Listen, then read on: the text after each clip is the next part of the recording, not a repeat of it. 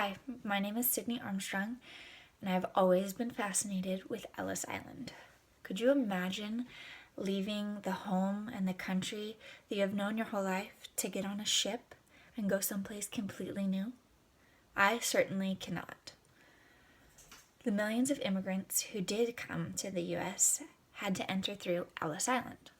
So today I'm going to tell you a little bit about the island's history, the people who came through Ellis Island and the different checkpoints they experienced, and what Ellis Island is today.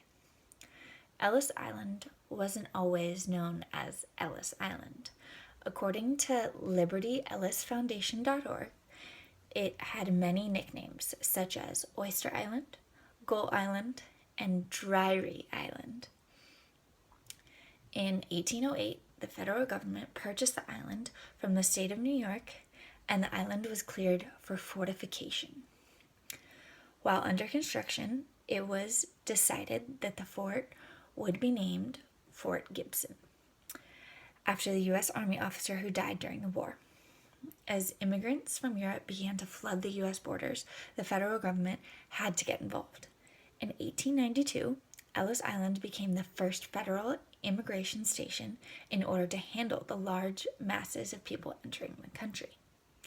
Annie Moore and her two younger brothers were the first immigrants to enter through Ellis Island from Ireland. From 1892 to 1954, over 12 million immigrants came through that immigration station. Those 12 million people all came to the U.S. for different reasons. History.com says that nearly 500,000 Jews came to the U.S. in hopes of escape from political and economic oppression. Italians were escaping poverty in their country. Some of the other immigrants left their country for reasons such as war, drought, famine, and religious persecution. Once these immigrants got to Ellis Island, they had to stand in long lines for medical and legal inspections to determine if they were even allowed to enter the U.S. Some of the reasons immigrants could be turned away were evidence of contagious disease, physically unfit, and even insanity. Immigrants could also be denied if they had a criminal record. On any given day during that large immigration period, anywhere from 5,000 to 10,000 people passed through Ellis Island. Today, Ellis Island is not only a symbol of the United States melting pot, but it is recognized as a museum. Ellis Island, the Museum of Immigration, is the spot immigrants first touched American soil. GreatMuseums.org states that Ellis Island was first established as a national monument in 1965.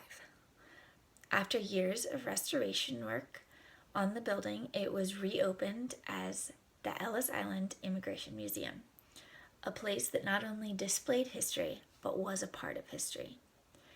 In 2015, the museum was recognized as the National Museum of Immigration. Today, it receives nearly 2 million visitors annually. Ellis Island to many was a symbol of hope. Now it is a symbol of how far we have come. I told you a little bit about the history of the island, the people and the checkpoints they experienced, and what Ellis Island is today. Ellis Island will always be a huge part of our history. We are a nation filled with different ethnicities, different languages, and different traditions, all of which make us American. I hope at some point in my life I get the opportunity to experience the humbling effect of Ellis Island in person. Thank you, and I hope that now, one day you want to visit this amazing piece of our history.